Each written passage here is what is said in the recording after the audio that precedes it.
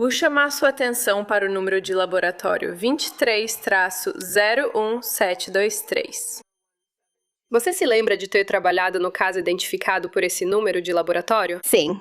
Você se lembra qual era o seu papel nesse processamento em lote desse número de laboratório? Sim. Eu realizei o método de confirmação para benzodiazepínicos na amostra de urina e o método de quantificação para benzodiazepínicos na amostra de sangue. E para fazer isso, você pode nos contar um pouco sobre o benzodiazepínico? O que você fez em relação àquele teste específico? Ao testar tanto o sangue quanto a urina, na maioria das vezes, o mesmo método é utilizado. Usamos um método de extração em fase sólida para separar as drogas do restante do material biológico. Materiais biológicos podem conter coisas como lipídios, esteroides, células sanguíneas, bactérias e outras substâncias que podem interferir nos nossos testes. Utilizamos a extração em fase sólida para separar e concentrar as drogas, permitindo sua análise no instrumento.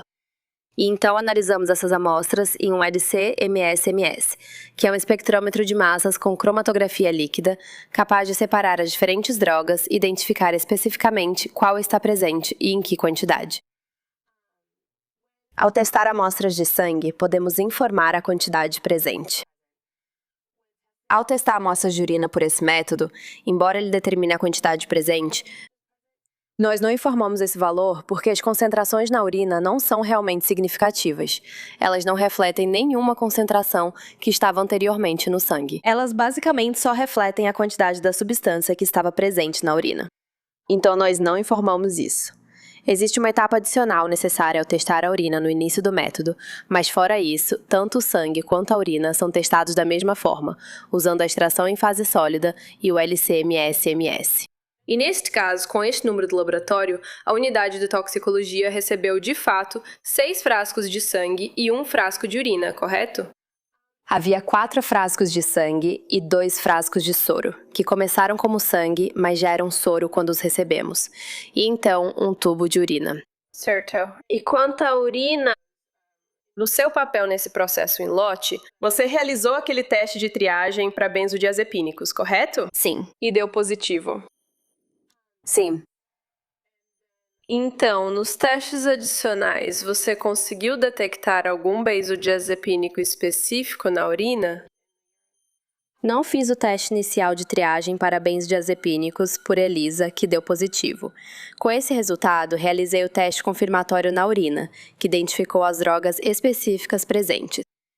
E isso identificou na urina nordiazepam, oxazepam, temazepam e lorazepam. E com base no seu treinamento e experiência, quando se trata dessas substâncias, se for detectado no sangue ou na urina, isso significa que existem essas 4 substâncias separadas, ou elas podem ser derivados de um único medicamento específico? Sim. Cada uma dessas substâncias está disponível como um medicamento próprio. Você pode obter receita para esses medicamentos. Pode comprá-los.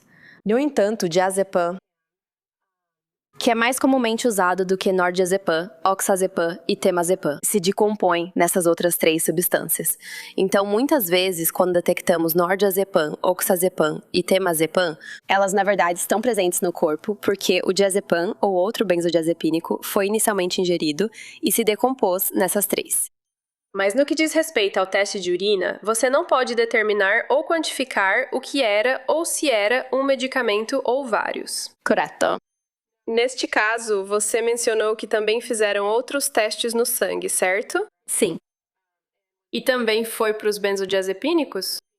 Sim. Foi só porque esse era seu papel nos testes em lote desse caso? Sim.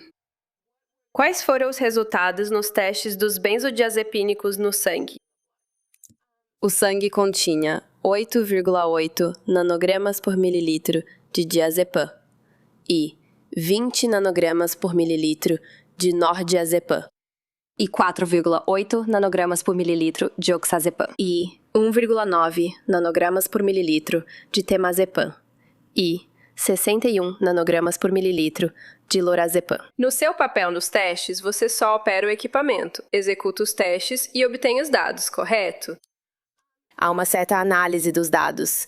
Eu preciso garantir que os controles funcionaram adequadamente, que o instrumento estava funcionando corretamente, e decidir com base nos dados do instrumento. O que considero positivo ou não. Mas depois isso é repassado para outro analista que gera o relatório final. E nesse caso, todos os controles estavam adequados, todos os equipamentos funcionando de forma eficaz, e tudo foi feito de acordo com as políticas e procedimentos do laboratório. No final, todos os controles relevantes associados às amostras funcionaram adequadamente. O que você fez com as informações ou os dados que recebeu como resultado desses testes? O que você fez com isso? Eu reuni tudo em um arquivo do lote que continha todos os dados para minha análise. Ele continha os dados dos casos das amostras que foram processadas naquele dia, assim como todos os dados de controle processados simultaneamente e outras informações de rastreabilidade. Entreguei para outro analista revisar e garantir o cumprimento das políticas e procedimentos do laboratório. Que os controles funcionaram corretamente, permitindo a emissão dos resultados cientificamente precisos. Então, depois que essa analista concordou com minhas conclusões, os dados foram inseridos nos arquivos individuais dos casos e, neste caso, a analista responsável pelo relatório de todo o laboratório. O número do laboratório, 23-01723, era, na verdade, alguém chamado Nicholas Roberts, correto? Sim. E você sabe que outros cientistas forenses fizeram testes para outras drogas no mesmo exame, mas isso não era sua função nem do seu lote, certo? Obrigada. Senhorita Grady, obrigada. Então, o laudo toxicológico com o qual você está familiarizado foi datado de 24 de fevereiro de 2023, correto? Você tem ele aí com você? Eu posso consultá-lo, sim. Ótimo, obrigado. Sim. Ok, é isso. Pode deixar aí e olhar para ele, assim já fica com você.